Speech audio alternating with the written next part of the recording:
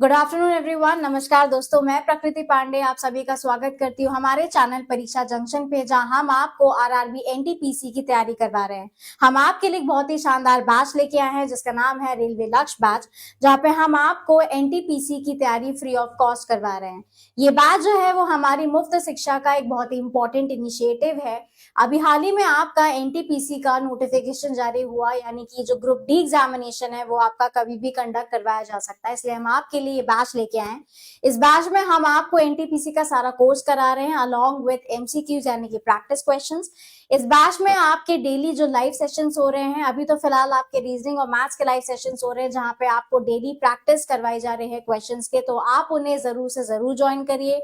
हमारा जो चैनल है परीक्षा जंक्शन, आप उसे हमारे हर सोशल मीडिया प्लेटफॉर्म पे जरूर फॉलो करें, क्योंकि परीक्षा जंक्शन जो है वो ना ही केवल आपको एनटीपीसी की बल्कि आपके जितने भी गवर्नमेंट एग्जाम्स है, चाहे वो आपका बैंकिंग हो, एसएससी सीजीएल हो, चाहे वो आपको आरओ हो, यूपीपीसीएस हो, यूपीएससी हो, पटवारी का पेपर हो या पुलिस का पेपर हो, आपकी सारी प्रिपरेशन जो है वो फ्री ऑफ कॉस्ट आपको इसी प्लेटफॉर्म पे मिलेगी, और वो भी बिल्कुल कंटेंट ओरिएंटेड। तो उसके लिए परेशान होने की कोई आवश्यकता नहीं है। हमारा जो चैनल है परीक्षा जंक्शन, आप उसे सब्सक्राइब करिए और हमारा जो बेल नोटिफिकेशन है उसे ऑन कर दीजिए, ताकि आपको हमारे लाइव सेशंस के जो नोटिफिकेशन है वो आपको मिल जाए और आप उसे मिस ना करें। यही नहीं, अगर आप थ्योरेटिकल पार्ट भी देखेंगे तो आप हमारे प्लेलिस्ट में जाके चेक कर सकते हैं। वहां पे आपको आपके सारे सब्जेक्ट्स के थ्योरेटिकल पार्ट जो है वो रिकॉर्डेड सेशंस जो होते हैं, हमारी जो रिकॉर्डेड क्लासेस हैं, वो आपको हमारे चैनल पे मिल जाएंगी। अभी फिलहाल तो जीएस में आपका ज्योग्राफी और पॉलिटी और साइंस सब्जेक्ट जो है वो चल रहे हैं। बाकी के आपके जीएस के जितने भी सब्जेक्ट्स बच रहे हैं वो भी हम आपके लिए बहुत ही जल्द से जल्द लेकर आने वाले हैं, तो उसके लिए परेशान होने की कोई जरूरत नहीं है। मैं प्रकृति पांडे आपकी फिलहाल तो ज्योग्राफी की मेंटोर हूँ और आपको ज्योग्राफी का जो सिलेबस है वो कंप्लीट करवा रही हूँ। हमारा ज्योग्राफी का जो सिलेबस है वो कंप्लीट होने वाला है, ठीक है। हम विश्व का भूगोल यानी कि आपका वर्ल्ड ज्योग्राफी जो है वो बहुत पहले ही कंप्लीट करवा चुके हैं, तो आप हमारी प्लेलिस्ट में जाके जरूर चेक करिएगा। मैंने आपको लाइव सेशंस में एमसीक्यूज भी प्रैक्टिस करवाए हैं, तो वो भी आप मिस मत करिएगा, उसे जरूर देखिएगा, ठीक है। आपके एग्जाम में बहुत ही हेल्पफुल होगा। और अभी हम फिलहाल तो भारत का भूगोल कर रहे हैं, यानी कि इंडियन ज्योग्राफी जो है वो हमारा पोर्शन चल रहा है, जहां पे हम मेजर पार्ट जो है आपका, जैसे हिमालयस हो गया, आपके उत्तरी मैदान हो गए, ठीक है, आपके कहते पश्चिमी और पूर्वी तट हो गए, ये सारे जो टॉपिक्स है वो हम कंप्लीट कर चुके हैं। आपके द्वीप जो टॉपिक है वो कंप्लीट कर चुके हैं। अभी फिलहाल तो नदियों वाला भाग चल रहा है, जिसमें मैं आपको गंगा, ब्रह्मपुत्र, उनकी सहायक नदियां, ये सारे जो टॉपिक है वो हम कंप्लीट करवा चुके हैं, तो आप हमारी प्लेलिस्ट में जाके जरूर चेक करिएगा। आज मैं आपको करवाऊंगी पठवार के जो प्रायद्वीप नदियां जो होती हैं, राइट, जो पेनिनसुलर रिवर्स होती हैं, उनके बारे में हम पढ़ेंगे, ठीक है। और उम्मीद करती हूँ कि आप लोग अभी तक पेन पेपर लेके बैठ गए होंगे, ठीक है। आप किसी भी मीडियम से बिलोंग करते हो, चाहे वो हिंदी हो या इंग्लिश हो, आप अपने हैंड रिटन नोट्स खुद ही बनाएंगे, पीडीएफ के भरोसे रहने की कोई आवश्यकता नहीं है। क्योंकि आप जब रिवीजन करने बैठेंगे तो आपको अपने ही बनाए हुए नोट्स से जो है वो आपको जल्दी रिकॉल होगा, रिवाइज होगा, और आप ही के लिए आसानी भी होगी। और अपने साथ एटलस जरूर लेके बैठिएगा। आपको इंडिया का पॉलिटिकल और फिजिकल मैप लेके बैठना है, एटलस लेके बैठना है, ठीक है। जो भी हिंदी मीडियम वाले हैं, जो भी इंग्लिश मीडियम वाले, उनके लिए की विशेष बात यह है कि कोई फर्क नहीं पड़ता कि मैं आपको इंग्लिश में लिखूं या हिंदी में लिखूं, मैं आपको डिक्टेट कर करके बताती रहूंगी, ठीक है। तो वो भी समस्या दूर हो गई है। आप लिखते रहिएगा, सुनेंगे। जब आप ये रिकॉर्डेड लेक्चर देखेंगे तो आप काम करेगा, जब आप सुनेंगे तो आप क्या करेंगे कि सुनते सुनते लिखते चले जाएगा, अपने ही शब्दों में लिखिएगा, वो आपके लिए सबसे ज्यादा लाभदायक सिद्ध होगा। चलो, आज हम स्टार्ट करते हैं। पहली हमारी जो रिवर होगी वो होगी दामोदर। कौन सी? दामोदर। दामोदर रिवर, ठीक है। कौन सी? दामोदर रिवर। दामोदर रिवर को हिंदी में दामोदर ही लिखेंगे, हिंदी मीडियम वालों के लिए। दामोदर क्या है? दामोदर नदियां, दामोदर नदी, सॉरी, ठीक, दामोदर नदी।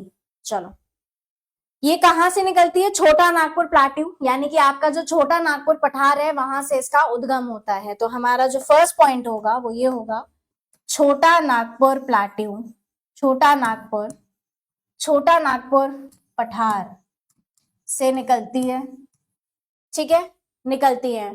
आपके छोटा नागपुर पठार पे दो पठार पड़ते हैं, ठीक है, दो प्रमुख पठार पड़ते हैं, एक तो हो गया आपका हजारीबाग का पठार और एक हो गया आपका रांची का पठार। ठीक है, तो ये यहाँ पे हजारीबाग का पठार और दूसरा हो गया आपका रांची का पठार। ठीक है, रांची का पठार। ठीक, रांची का पठार। दामोदर नदी को बंगाल का शोक भी कहा जाता था। ठीक है, तो ये पॉइंट एक दूसरा हो गया हमारा कि आपकी जो दामोदर नदी है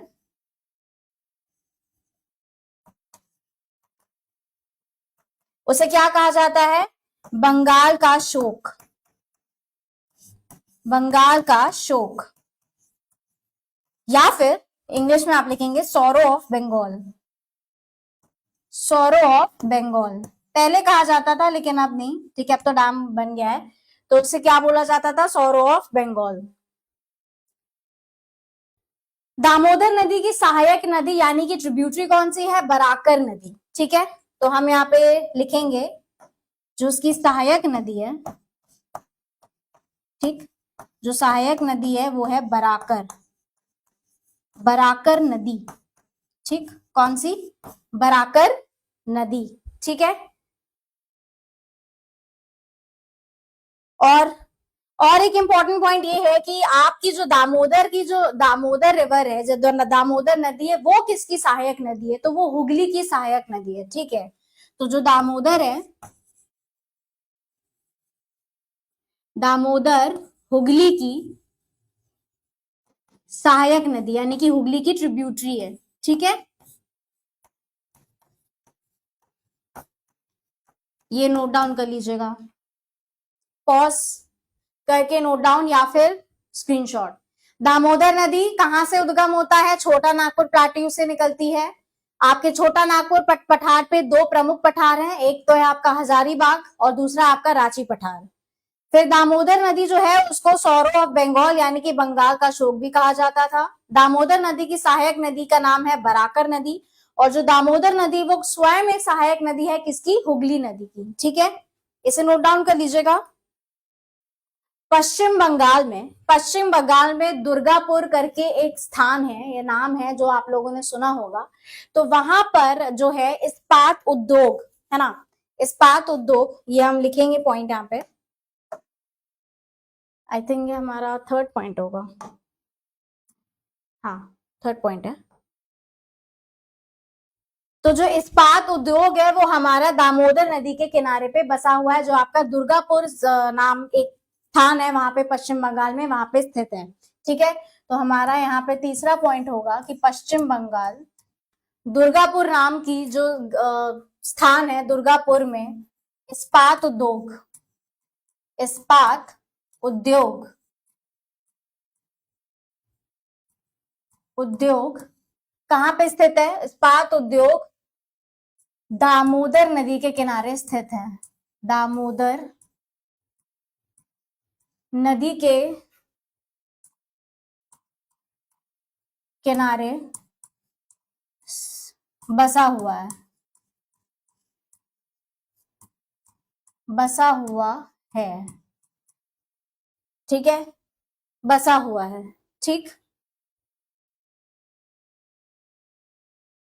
और एक और पॉइंट है यहाँ पे कि स्वर्ण रेखा नाम की जो नदी है, ठीक है, स्वर्ण रेखा नदी, यहाँ पे आप पॉइंट लिखेंगे एक, स्वर्ण रेखा नदी। स्वर्ण रेखा नदी के किनारे कौन सा इस्पात उद्योग स्थित है? जमशेदपुर। ठीक है, तो यहां लिखेंगे जमशेदपुर, जमशेदपुर में जो आपका वो है जमशेदपुर इस्पात उद्योग, इस्पात उद्योग स्थित है। ठीक है, स्थित है। ठीक, इसे लिख लेंगे। ये जो हमारी दो नदियां हैं दामोदर नदी और स्वर्ण रेखा नदी, ये दो जो है वो क्या बनाती हैं? जैविक मरुस्थल का निर्माण करती हैं। ठीक है, तो यहाँ पे हम लिखेंगे दामोदर और स्वर्ण रेखा,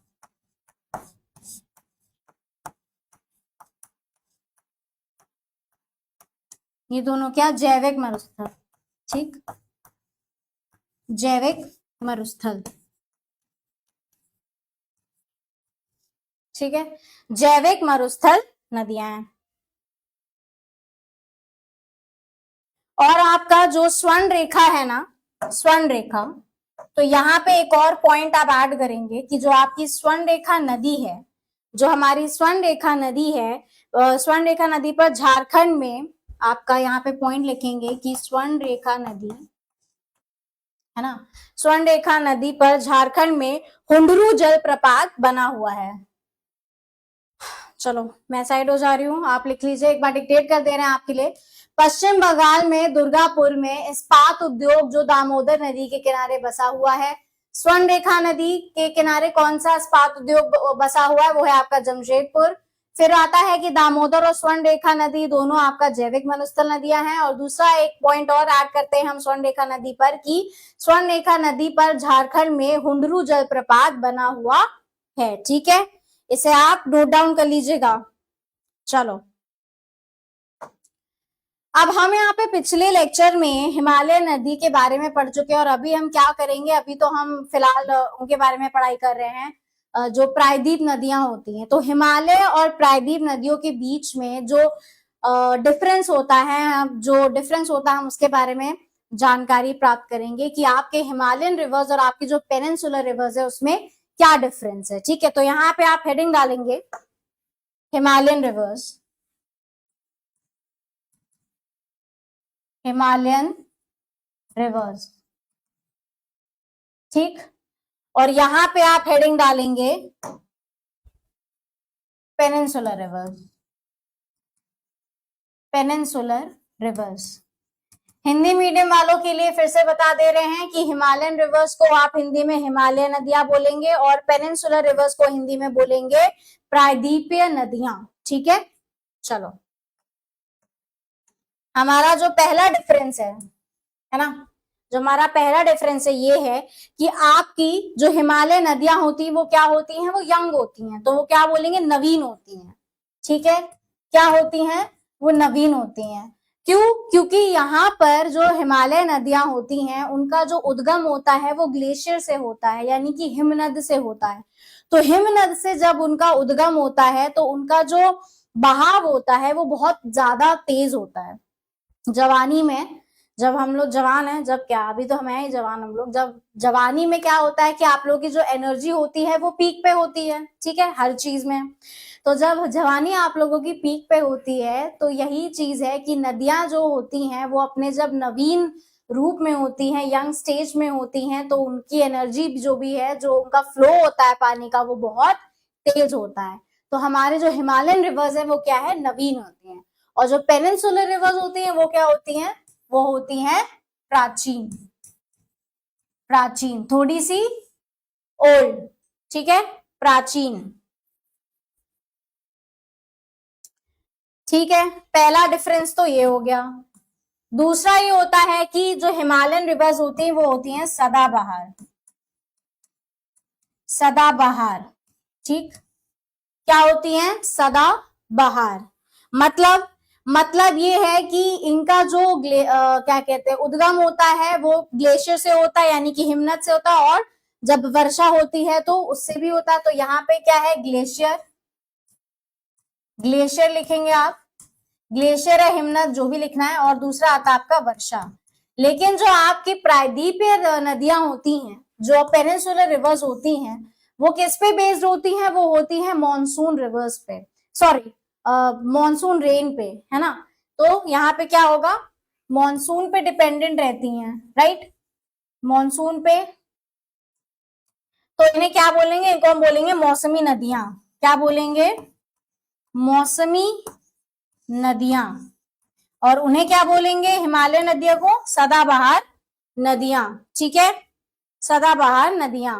इनका जो अपव्यय होता है वो बड़ा अपव्यय होता है, राइट, बड़ा अपव्यय। इनका उतना बड़ा अपव्यय नहीं होता, छोटा अपव्यय होता है। ठीक, चलो, इतना पर्याप्त है आप लोगों के लिए जानने के लिए, है ना, इतना पर्याप्त है जानने के लिए। ये हो गया आपका डिफरेंस, ठीक है। हमारी हिमालय नदियां और प्रायद्वीप नदियां में पहला तो नवीन यानी कि जवानी की जो स्टेज, यानी कि आप इसको यंग स्टेज भी लिख सकते हैं, और दूसरा आता है हमारा प्रायद्वीप नदियां, जो कि कितनी होती, प्राचीन होती हैं, ओल्ड स्टेज कह सकते हो आप। तो जाहिर सी बात है कि जोश, जो एनर्जी है वो कम हो जाएगी।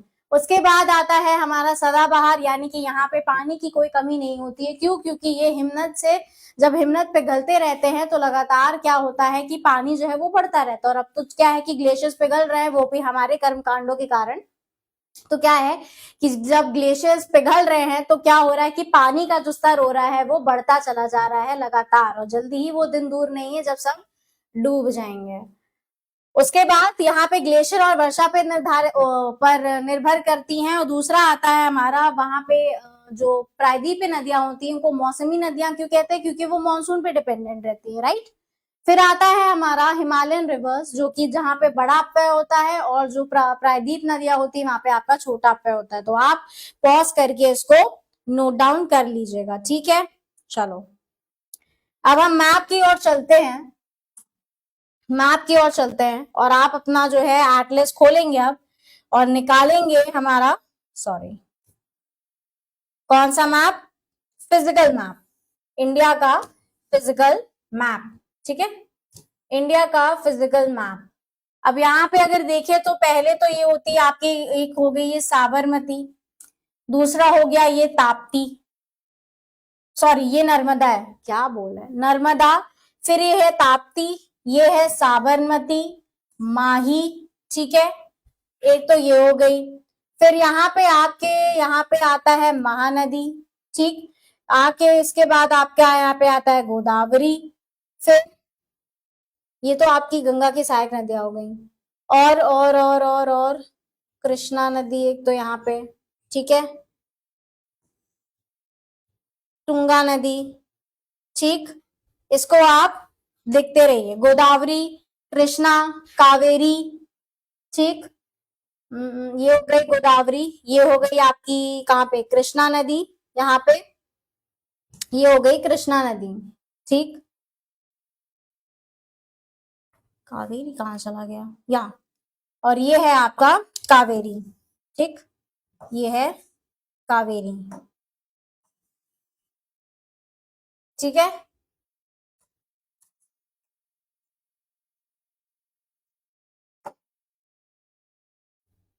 ये है नर्मदा, साबरमती, माही, ठीक है, ताप्ती नदी, फिर उसके बाद गोदावरी, ठीक, कृष्णा नदी,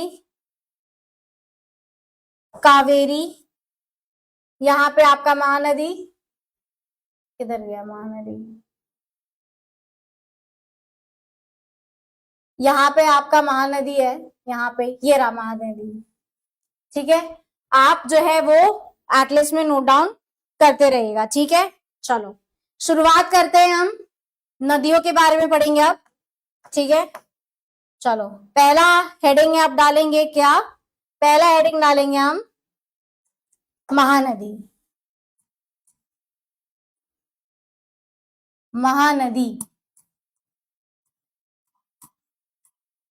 महानदी, ठीक। तो महानदी की लेंथ कितनी है? वो है 851 किलोमीटर, ठीक है। कितनी लेंथ है? लेंथ है इसकी 851 किलोमीटर, कितनी? 851 किलोमीटर, ठीक, 851 किलोमीटर। कहां से निकलती है? दंडकारण्य पठार, है ना, जो आपका कहां पे स्थित है? छत्तीसगढ़ में। तो दंडकारण्य पठार, दंडकारण्य पठार जो कि कहां पे स्थित है? आपका छत्तीसगढ़ में, ठीक, छत्तीसगढ़ में। ये मैंने शॉर्ट फॉर्म में लिखा है छत्तीसगढ़, कंफ्यूज होने की जरूरत नहीं है, बता दे रहे हैं आप लोगों को। कहाँ से उद्गम कहाँ से निकलती हैं? दंडकारण्य पठार से निकलती है। हमने जब आपको पठार के बारे में पढ़ा रहे थे तो हमने आपको दंडकारण्य पठार के बारे में एक बहुत ही दिलचस्प सी बात बताई थी कि जो दंडकारण्य पठार है उसको सजा देने वाला जंगल क्यों कहा जाता है, क्योंकि वहां से कई लोगों को जो कि नहीं पता होगा तो वहां से रावण ने जो है वो माता सीता का हरण किया था, वहां से ऐसा माना जाता है, इसलिए तो इसको यहाँ पे दंडकारण्य पठार कहते हैं। और यहाँ से किस नदी का उद्गम होता है? महानदी का उद्गम होता है। ठीक है, चलो फिर आता है कि महानदी बेसिन। फिर हम क्या पढ़ेंगे? महानदी बेसिन। तो यहाँ पे आप लिखेंगे महानदी बेसिन। महानदी बेसिन, ठीक है। किससे बना है? यहाँ पे येलो सॉइल पाई जाएगी, तो यहाँ पे क्या लिखेंगे? पीली मिट्टी से संपन्न है। पीली मिट्टी से संपन्न,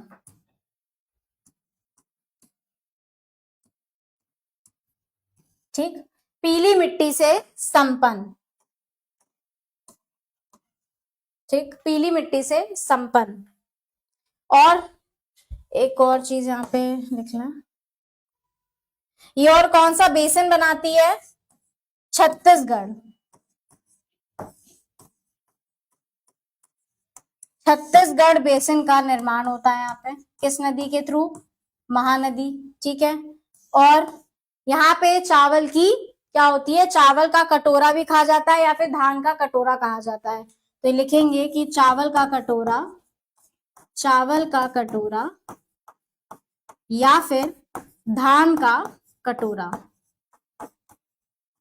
ठीक, धान का कटोरा, ठीक है। राइटिंग पे ना जाएं, ठीक है, जो बोल रहे हैं उस पे ध्यान दे, साइड हो गए हैं ताकि आप लोग ध्यान से देख सके। महानदी जिसकी लेंथ क्या है आपकी? 851 किलोमीटर। कहाँ से उद्गम होता है, कहाँ से ओरिजिनेट होती हैं? तो वो होता है दंडकारण्य पठार से होती हैं, जो कहाँ पे स्थित है? आपका छत्तीसगढ़ में स्थित है। महानदी बेसिन क्या बनाती है? पीली मिट्टी से संपन्न है। और क्या चीज है कि यहाँ पे छत्तीसगढ़ बेसिन बनता है और इसको क्या बोलते हैं? चावल का कटोरा या फिर धान का कटोरा भी कहा जाता है, ठीक है। महानदी पर अगर आप देखें तो महानदी पर जो उड़ीसा में पार्ट आता है वहां पे एक डैम बना हुआ है जो कि बहुत ही फेमस डैम है जिसका नाम है हीराकुंड डैम, राइट। तो महानदी पर आपका कौन सा? हीराकुंड डैम बना हुआ है। हिंदी में क्या बोलेंगे? हिंदी में बोलेंगे हीराकुंड बांध, ठीक है, जो आपका कहाँ पे है? ओडिशा में। कहाँ पे स्थित है? ओडिशा में स्थित है, तो इसको आप लिख लेंगे। नेक्स्ट, हीराकुंड डैम की क्या विशेषता है? हीराकुंड डैम की क्या विशेषता है? जो हमारा हीराकुंड डैम है,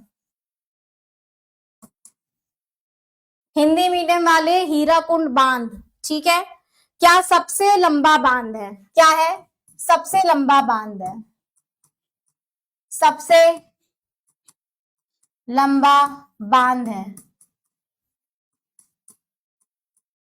ठीक, सबसे लंबा बांध है, ठीक है, सबसे लंबा बांध है। और महानदी को उड़ीसा का शोक भी बोलते हैं, तो क्या बोलेंगे? सौरो ऑफ ओडिशा या फिर ओडिशा का शोक, ओडिशा का शोक। किसे? महानदी को, ठीक है, ओडिशा का शोक या फिर सौरो ऑफ ओडिशा।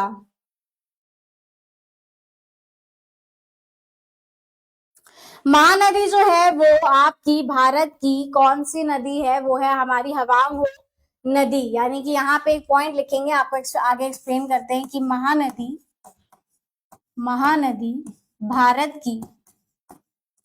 भारत की हवांग हो नदी है, हवांग हो नदी है। अब एक्सक्यूज मी, अभी हवांग हो नदी क्या है? ये आपकी चाइना में है ना, नाम से ही पता चल जाता है इन लोगों का, ऐसे तो नाम है, ठीक है। तो यहाँ पे आप क्या है, ये चीन की नदी है और ये चीन का शोक यानी कि सौरो ऑफ चाइना, चीन का शोक, ये जो नदी है वो चीन का शोक कहलाती है। ठीक है, पहला पॉइंट। यहाँ पर आपकी चावल की खेती होती है, क्या, यहाँ पर चावल की खेती होती है, यहाँ पर चावल की खेती होती है और यहाँ पे कौन सी मिट्टी है, पीली मृदा यानी कि येलो सॉइल, पीली मृदा पाई जाती है। ठीक है, इसीलिए क्या कहते हैं, इसीलिए महानदी को हवांग हो नदी कहा जाता है, क्योंकि बहुत सारी सिमिलैरिटीज हैं। ठीक है, पहली तो ये है कि ये चीन का शोक है, कौन सी, हवांग हो नदी, और जो महानदी है एक्सक्यूज मी, जो महानदी है वो किसका शोक है, ओडिशा का। फिर उसके बाद महानदी में भी क्या होता है, चावल का कटोरा भी पढ़ा था हम लोगों ने, चावल का कटोरा कहा जाता है यहाँ पे, जो बेसन बनाती है छत्तीसगढ़ में, यहाँ पे भी चावल की खेती होती है। और दूसरा, जो महानदी बेसिन होता है वहां पे किस मिट्टी से संपन्न है, वो पीली मिट्टी से संपन्न है। और यहाँ पे भी कौन सी मिट्टी पाई जाती है, कौन सी मृदा पाई जाती है, सॉइल पाई जाती है, वो है येलो सॉइल यानी कि पीली मृदा। ठीक है, इसे आप नोट डाउन कर लेंगे या फिर स्क्रीनशॉट ले लेंगे। नेक्स्ट हमारा आता है गोदावरी, नेक्स्ट हेडिंग डालेंगे आप गोदावरी।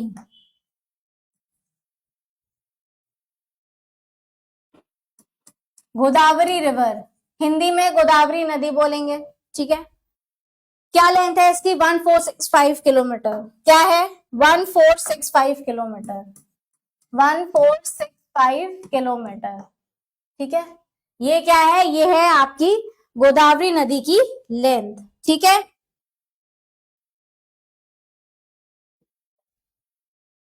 चलो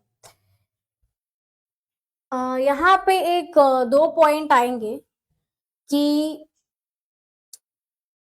ये पुरानी जो नदी है ना, ये पुरानी नदी, इसे और भी क्या बोलते हैं, इसको बोलते हैं दक्षिण भारत की गंगा। क्या बोलते हैं गोदावरी को, दक्षिण भारत की गंगा। तो ये आप लिख लेंगे कि दक्षिण भारत की गंगा, दक्षिण भारत की गंगा। ठीक है, दक्षिण भारत की गंगा कहां से उद्गम होता है, त्रिम्बयकम, सुना है ना आप लोगों ने, त्रिम्बयकम पठार से या त्रिम्बयक पठार से, जहां पे आपका त्रिम्बकेश्वर ज्योतिर्लिंग भी स्थित है, कहां पे, नासिक में। ठीक है, बहुत से लोग जो है वो विजिट जरूर किए होंगे वहां पे, तो हम यहाँ पे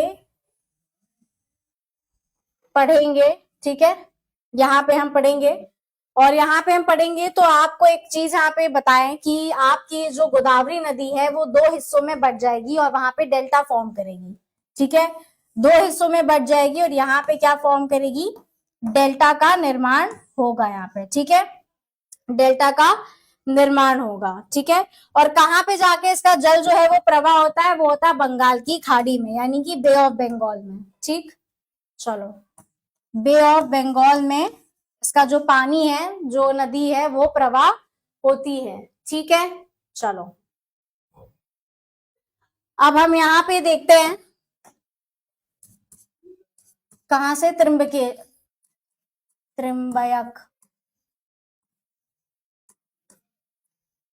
त्रिम्बयक पठार से निकलती है, जो कि आपका कहाँ पे, नासिक में है। कहाँ पे, नासिक, कहाँ पे, महाराष्ट्र। ठीक है, यहाँ पे कौन सा मंदिर है, त्रिम्बयकेश्वर ज्योतिर्लिंग। ठीक है, कौन सा है यहाँ पे मंदिर, त्रिम्बकेश्वर ज्योतिर्लिंग। आज जीवा साथ नहीं दे रही है ज्यादा, चलो। फिर उसके बाद एक और नदी यहाँ पे आपके, वैसे तो बहुत सारी सहायक नदी है, ठीक है, जो यहाँ पे आके मिक्स होती हैं।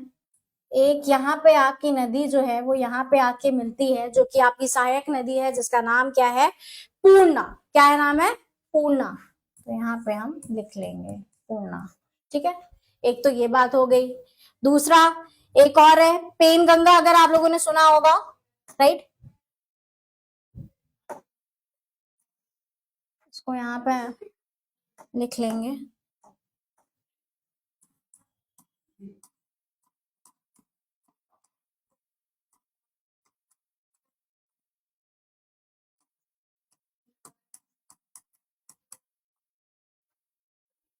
ठीक है, यहाँ पे भी एक, क्या यार,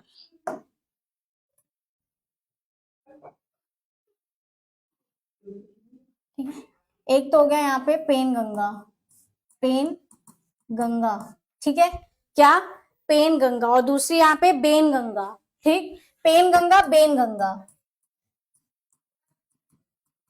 ठीक, पेन गंगा और बेन गंगा, ठीक है। जब ये दोनों यहाँ पे आके मिक्स होती हैं तो उसे बोलते हैं प्राणहिता। क्या बोलते हैं? प्राणहिता। इसको नोट डाउन करते रहिएगा।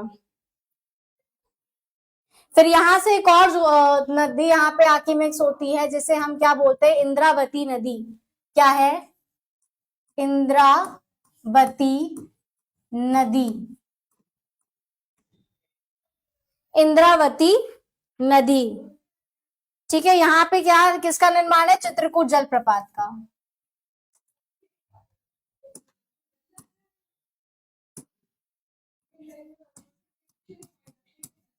चित्रकूट जलप्रपात,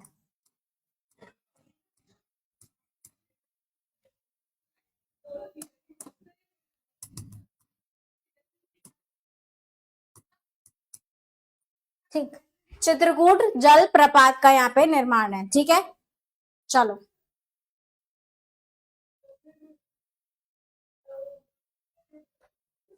ये तो हो गई आपकी यहाँ पे कुछ नदियां, और एक और यहाँ पे नदी नीचे से आके जुड़ती है जिसको हम बोलेंगे मंजरा नदी। मंजरा नदी, ठीक, कौन सी? मंजरा नदी, ठीक है। चलो, यहाँ पे आपका, अब यहाँ पे जो जो जगह, प्रमुख जगह पड़ती है, हम उसके बारे में देखेंगे। यहाँ पे आपका एक जगह पड़ती है, ठीक है, यहाँ पे एक जगह पड़ती है जिसका नाम है राजमुंदरी। क्या नाम है? राजमुंदरी, राजमुंदरी, ठीक है, राजमुंदरी। उसके बाद ये जो है, ये हो गई आपकी कौन सी? गौतमी गोदावरी। कौन सी? गौतमी गोदावरी, गौतमी गोदावरी। यहां पे एक द्वीप का निर्माण, ठीक है, जो किससे? नदियों से घिरा हुआ है, ठीक है। ये है आपका होय आइलैंड। क्या बोलते हैं इसको? होय आइलैंड, होय आइलैंड, ठीक, होय आइलैंड, ठीक है। चलो, मैं साइड हो जा रही हूँ ताकि आप लोगों को दिख जाए। यहाँ पे एक जगह है जिसका नाम है राजमुंदरी, ये है आपकी गौतम गोदावरी। यहाँ पे आपका एक द्वीप है जो कि नदियों से घिरा हुआ है, तो क्या नाम है उसका? होय आइलैंड या होय द्वीप, द्वीप कह सकते हैं आप। इसका जो पानी है वो कौन सी खाड़ी में जाके प्रवाह होता है? बंगाल की खाड़ी में जाके गिरता है, ठीक है। चलो, यहाँ पर आपका मंजरी नदी, मंजरी नदी से पहले, मंजरी नदी से पहले यहाँ पे आपका एक बांध बना हुआ है ना। यहाँ पे एक बांध बना हुआ है जो महाराष्ट्र में स्थित है, जिसका नाम है जायकर बाड़ी बांध। क्या नाम है? जायकर बाड़ी बांध, जायकर बाड़ी बांध, जो कि कहाँ पे? महाराष्ट्र में स्थित है। कहाँ पे स्थित है? महाराष्ट्र में स्थित है, ठीक है। जहां पे आपका मंजरी नदी है वहां पे भी एक और बांध बना है। यहां पर भी एक और जो है वो आपका बांध का निर्माण हुआ है जिसका नाम है निजाम सागर बांध, ठीक है। क्या नाम है? निजाम सागर बांध, निजाम सागर बांध, ठीक है, जो कि कहां पे स्थित है? आपका तेलंगाना में। कहां पे? तेलंगाना में, ठीक, कहां पे स्थित है? तेलंगाना में, ठीक है। उसके बाद यहाँ पे भी आपका एक और बांध है जो आंध्र प्रदेश में पड़ता है। कहां पड़ता है? आंध्र प्रदेश में पड़ता है, जिसका नाम है धवलेश्वरम बांध, ठीक है, धवलेश्वरम,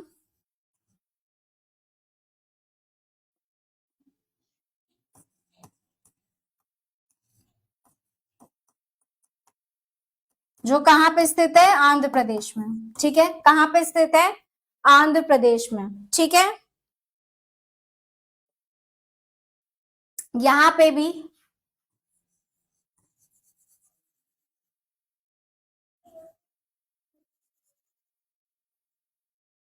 पे भी बना हुआ है, क्या नाम है, प्रोचमपात श्रीराम सागर। क्या बना है, प्रोचमपात श्रीराम सागर, श्रीराम सागर। कहां पे है, तेलंगाना में। ठीक है, कहां पे, तेलंगाना। कहां पे स्थित है, तेलंगाना में स्थित है। ठीक है, ये आपका गौतमी गोदावरी है, तो इसे क्या बोलेंगे, ये है आपका वाशीपट गोदावरी। कौन सा, वाशीपट गोदावरी। ठीक, वाशीपट गोदावरी। अब आप इसे क्या है, स्क्रीनशॉट ले लेंगे या फिर इसे नोट डाउन कर लेंगे। ठीक है, चलो स्क्रीनशॉट ले लीजिएगा या फिर नोट डाउन कर लीजिएगा। नेक्स्ट, नेक्स्ट आता है हमारा कृष्णा नदी। नेक्स्ट हेडिंग है कृष्णा नदी। कृष्णा नदी, कृष्णा रिवर। ठीक, कृष्णा नदी।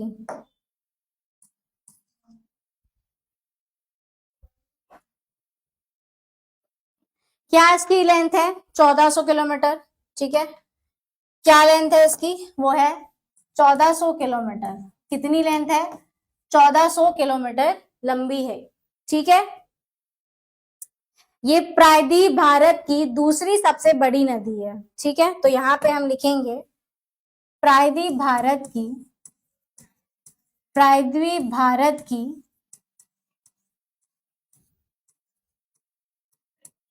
दूसरी सबसे बड़ी नदी है, सबसे बड़ी नदी है।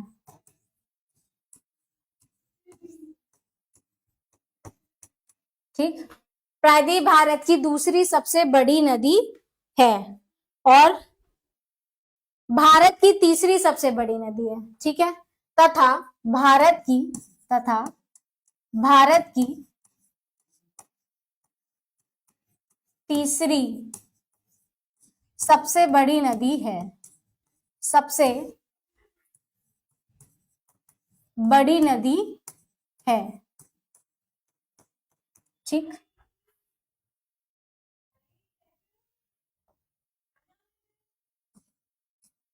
ठीक है, कहां से उत्पत्ति होती है, उत्तर प्रदेश बोल रही हूँ, महाराष्ट्र के महाबलेश्वर से क्या है, यहाँ महाबलेश्वर पर्वत से इसका उत्पत्ति है। तो यहाँ पे लिखेंगे उत्पत्ति कहां से, महाबलेश्वर पर्वत से। कहां से, महाबलेश्वर पर्वत से।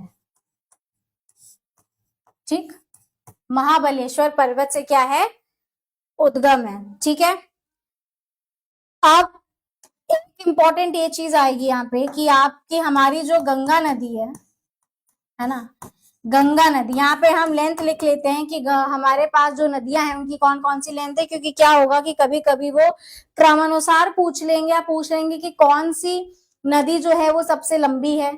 ठीक है, तो गंगा नदी की जो लेंथ है वो है आपकी 2525 किलोमीटर। क्या है लेंथ, 2525 किलोमीटर। फिर आती है गोदावरी, राइट, फिर आती है गोदावरी,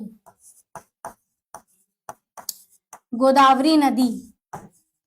तो जो गोदावरी नदी है उसकी क्या लेंथ है, हमने क्या पढ़ा था, 1465 किलोमीटर। कितनी, 1465 किलोमीटर। ठीक है, और कृष्णा नदी, कृष्णा नदी कृष्णा नदी की लेंथ क्या है 1400 किलोमीटर। तो इसीलिए ये भारत की तीसरी सबसे बड़ी नदी है। भारत की सबसे बड़ी नदी कौन सी है, वो है गंगा। दूसरे नंबर पे आती है गोदावरी और तीसरे नंबर पे आती है कृष्णा नदी। ठीक है, और गोदावरी को और भी क्या बोलते हैं, वृद्ध गंगा भी बोलते हैं। ठीक है, वृद्ध गंगा भी बोला जाता है। ठीक, वृद्ध गंगा भी बोलते हैं। चलो, ये तो हो गया हमारा पॉइंट कृष्णा नदी के बारे में। अब हम इसकी सहायक नदी के बारे में देखते हैं। मैप नहीं, मतलब डायग्राम के थ्रू देखेंगे। ठीक है, डायग्राम के थ्रू हम देखते हैं। ठीक, चलो, यहाँ पे भी डेल्टा का निर्माण, और इसका जो पानी है वो बंगाल की खाड़ी में जाके प्रवाह होता है। बे ऑफ बंगाल में जाके जो पानी है वो गिरता है आपका कौन सा, कृष्णा रिवर का। कहाँ से उद्गम होता है, महाबलेश्वर पर्वत से उद्गम होता है। तो पहला तो यहाँ पे ये बनेगा, ये यहां से क्या है, वो है हमारा महाबलेश्वर। महाबलेश्वर नदी, कौन सी, महाबलेश्वर नदी। ठीक है, महाबलेश्वर नदी। कौन कौन सी नदियां आके मिलती हैं, एक तो यहां से एक नदी आके मिलेगी, यहां से एक नदी आके मिलेगी जो है आपकी भीमा नदी। ठीक, कौन सी, भीमा नदी, भीमा नदी। ठीक है, चलो, नीचे से यहां से एक नदी मिलेगी कोयना, कौन सी, कोयना नदी। ठीक, कोयना नदी। अब कोयना नदी है तो यहाँ पे बांध भी मिलेगा, तो क्या नाम होगा उसका, उस बांध का नाम होगा कोयना बांध, जो कि आपका महाराष्ट्र में स्थित है। कोयना बांध भी है यहाँ पे, जो कि कहाँ पे है आपका, महाराष्ट्र में। कहाँ पे, महाराष्ट्र में स्थित है। ठीक है, इसको नोट डाउन करते चलिएगा।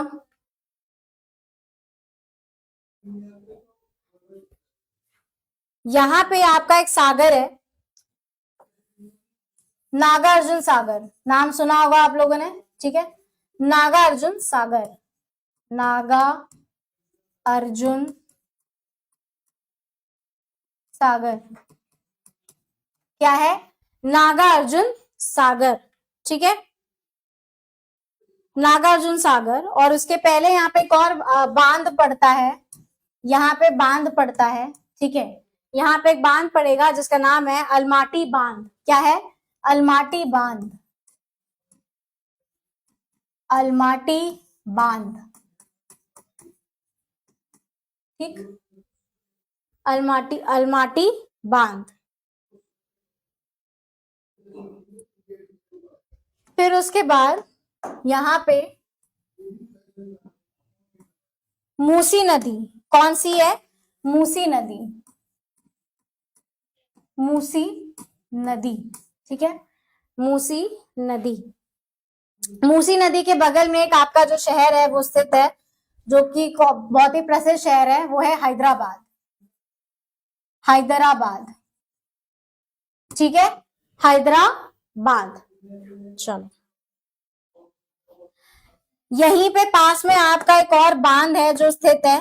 ठीक है, यहाँ पे भी एक बांध है जिसका नाम है श्री सैलम बांध। क्या नाम है, श्री सैलम बांध।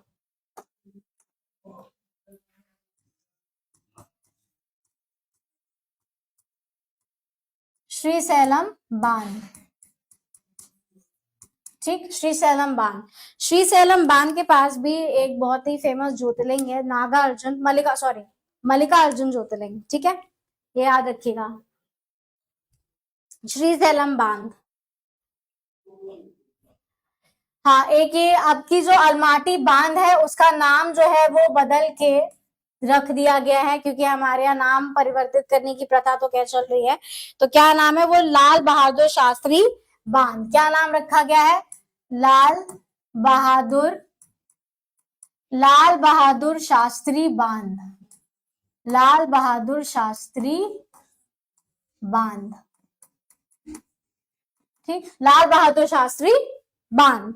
चलो, इसे नोट डाउन कर लीजिए। हाँ, सबसे इंपॉर्टेंट तो बनाना ही भूल गए, तुंगभद्रा, तुंग,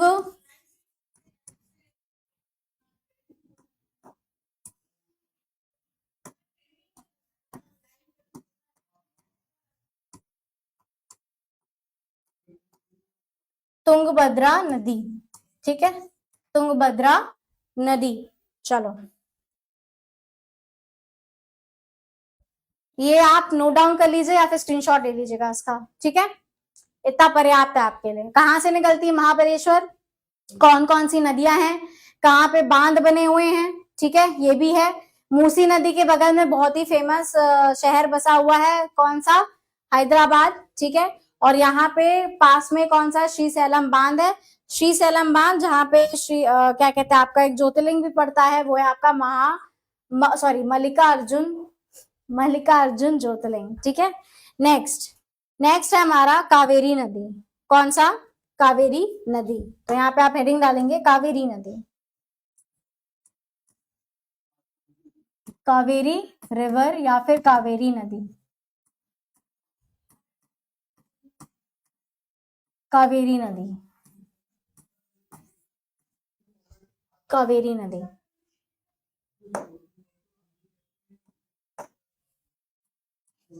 ठीक, कावेरी नदी। यहां पे लिखेंगे उपयोगिता, पहला तो है यहाँ पे उपयोगिता एवं पवित्रता, ठीक है, उपयोगिता एवं पवित्रता,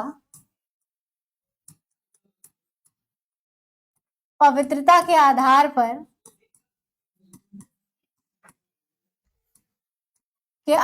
पर दक्षिण की गंगा कहते हैं, क्या बोलते हैं, दक्षिण की गंगा, दक्षिण की गंगा बोलते हैं, ठीक है, दक्षिण की गंगा बोलते हैं, उपयोगिता और पवित्रता के आधार पे। और वैसे गोदावरी को क्या बोलते हैं, दक्षिण की गंगा, दक्षिण भारत की गंगा, ठीक है।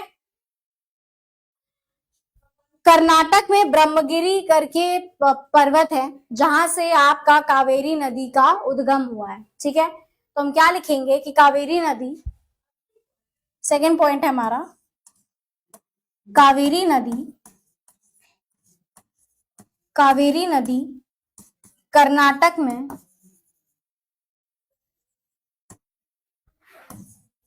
ठीक है, कर्नाटक में पश्चिम घाट यानी कि वेस्टर्न घाट में, पश्चिम घाट में स्थित,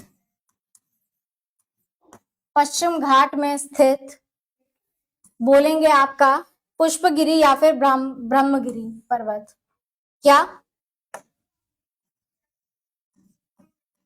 पुष्पगिरी या फिर ब्रह्मगिरी,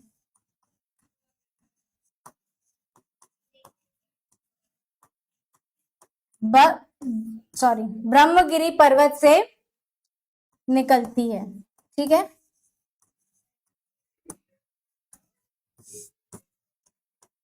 ठीक, निकलती है, ठीक है। एक तो ये पॉइंट होगा। ये हमारी जो प्रायद्वीप भारत है ना, जो हमारा प्रायद्वीप भारत है, जो हमारा पेनिनसुलर इंडिया है, उसकी एकमात्र क्या है, सदाबहार नदी है, क्या है, ये सदाबहार नदी है, एकमात्र प्रायद्वीप भारत की, प्रायद्वीप भारत की, ठीक, प्रायद्वीप भारत की। तो आप क्या लिखेंगे कि जो कावेरी नदी है वो उपयोगिता एवं पवित्रता के आधार पर दक्षिण की गंगा बोलते हैं। दूसरा आता है कि कावेरी नदी कहाँ से निकलती है, तो कर्नाटक में यानी कि पश्चिम घाट में स्थित पुष्पगिरी या फिर ब्रह्मगिरी कहा जाता है पर्वत को, वहां से उसका उद्गम होता है, वहां से निकलती है। तीसरा पॉइंट आता है कि ये एकमात्र सदाबहार नदी है कहाँ की, प्रायद्वीप भारत की, ठीक है। चलो नेक्स्ट हम थोड़ा डायग्राम के थ्रू एक चीज देखते हैं यहाँ पे।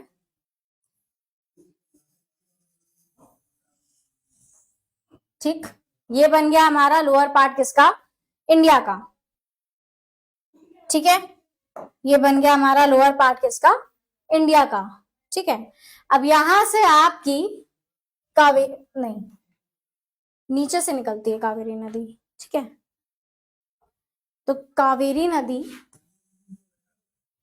यहाँ पे उद्गम होता, सॉरी, जल प्रवाह कहाँ पे है इसका, बंगाल की खाड़ी में। ठीक है, कहाँ पे, बंगाल की खाड़ी में। अब यहां से कई सारी जो नदियां हैं, यानी कि सहायक नदियां भी हैं किसकी, कावेरी नदी की। ठीक है, तो यहाँ पे इसको क्या बोलेंगे, ऊपरी अपवाह, इसको बोलेंगे ऊपरी अपवाह, ऊपरी अपवाह। और ये जो पोर्शन है ये हो गया हमारा निचला अपवाह।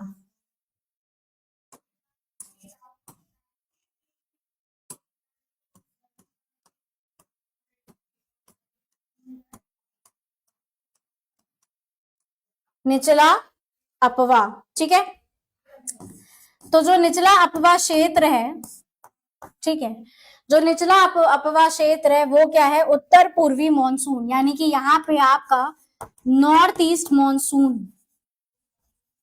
ठीक, नॉर्थ ईस्ट मॉनसून यानी कि शीतकालीन, विंटर, शीतकालीन वर्षा, शीतकालीन वर्षा, इसीलिए सदाबहार नदी है। क्यों, क्योंकि यहाँ पे आपका दोनों समर मॉनसून और विंटर मॉनसून की जो वर्षा है वो इस पानी को में मतलब उसी की वर्षा से जो पानी होता है इसका वो भरा रहता है। तो यहाँ पे आपका नॉर्थ ईस्ट मॉनसून, और यहाँ पे हो गया ये जो क्षेत्र है ये हो गया आपका दक्षिण पश्चिमी मॉनसून। ठीक है, यानी कि साउथ वेस्ट मॉनसून, मॉनसून हो गया। ठीक है, साउथ वेस्ट मॉनसून, या जिसे हम क्या बोलेंगे, विंटर, इधर तो विंटर हो गया, विंटर, हाँ, ये हो गया आपका ग्रीष्मकालीन वर्षा, ग्रीष्मकालीन वर्षा। ठीक है, ग्रीष्मकालीन वर्षा यानी कि समर मॉनसून, तो इसे आप नोट डाउन कर लीजिएगा। ठीक है, चलो नेक्स्ट है कि कावेरी नदी पर, नेक्स्ट पॉइंट है हमारा,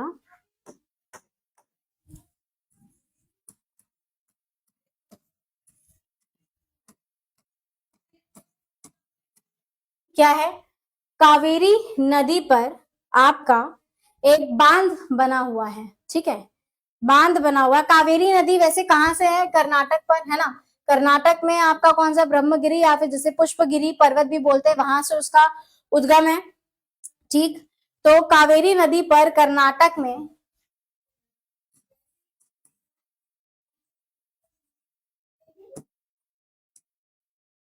है ना, कर्नाटक में क्या, शिव समुद्रम बांध, क्या नाम है, शिव समुद्रम बांध, शिव समुद्रम बांध,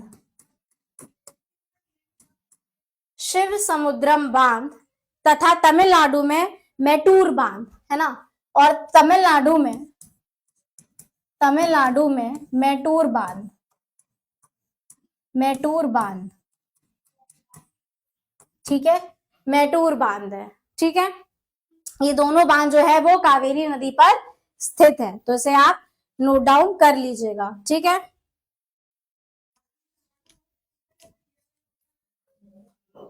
चलो नेक्स्ट है हमारा कि कावेरी नदी, जो हमारी कावेरी नदी कर्नाटक में क्या कहते हैं, जो जल प्रपात बना हुआ है कहाँ पे, शिव समुद्रम बांध पर, तो हम क्या लिखेंगे, कावेरी नदी,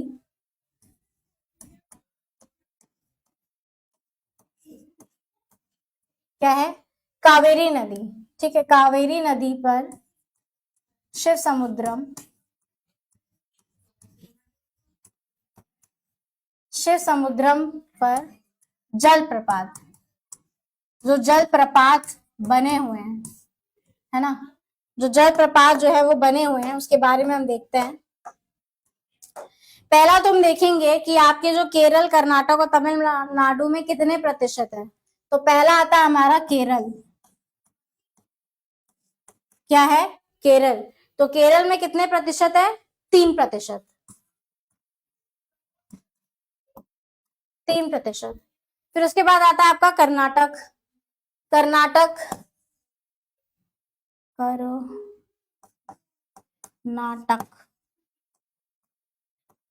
कर्नाटक में है 41%। कितना?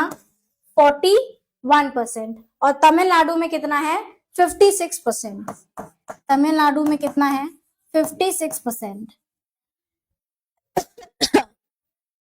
ठीक है, चलो। एक तो ये हो गया। उसके बाद आपका होता है सहायक नदियां, राइट। सहायक नदियां,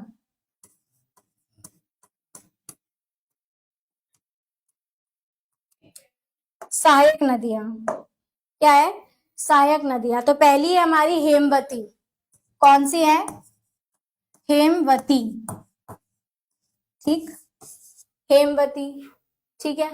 और दूसरी हमारी स्वर्णवती। कौन सी? स्वर्णवती। स्वर्णवती। ठीक, स्वर्णवती। फिर आती है हमारी आम्रवती। ठीक है, एक है आम्रवती। ठीक, एक तो हो गया आम्रवती। और अकारवती, एक और है। कौन सी? अकारवती।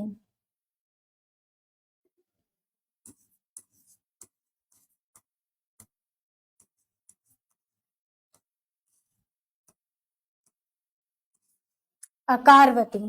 और फिर है कवानी। कौन सी? कवानी। ठीक, और कौन सी है? भवानी। और कौन सी? भवानी। ठीक है, तो ये सब क्या है? ये सब है आपकी सहायक नदियां, कावेरी की सहायक नदियां। कौन सी? हेमवती, स्वर्णवती, आम्रवती, अकारवती, कावानी और भवानी। ठीक है, इसको नोट डाउन कर लीजिएगा, स्क्रीनशॉट ले लीजिएगा। तो ये सब जो हम नदियों के बारे में पढ़ रहे थे, तो ये सारी जो नदियां थी वो हमारी बंगाल की खाड़ियों में, यानी कि बंगाल की खाड़ियों में गिरने वाली नदियां थी। ठीक है, अब हम नेक्स्ट पार्ट में पढ़ेंगे अरब सागर में गिरने वाली नदियों के बारे में। नेक्स्ट लेक्चर में, नेक्स्ट पार्ट में पढ़ेंगे हम उसके बारे में। आई होप कि आप लोगों को मजा आया होगा पढ़ने में। और इसी तरह से हमारे चैनल के साथ जुड़े रहिए, बने रहिए, बिंदास तरीके से अपनी तैयारी करते रहिए और स्वस्थ रहिए, मस्त रहिए, बिल्कुल एकदम आराम से आप तैयारी करिए, हमारे साथ जुड़े रहिए, हमें हर प्लेटफॉर्म पे फॉलो करिए। आपके लिए काफी बेनिफिशियल साबित होगा। तब तक के लिए थैंक यू वेरी मच।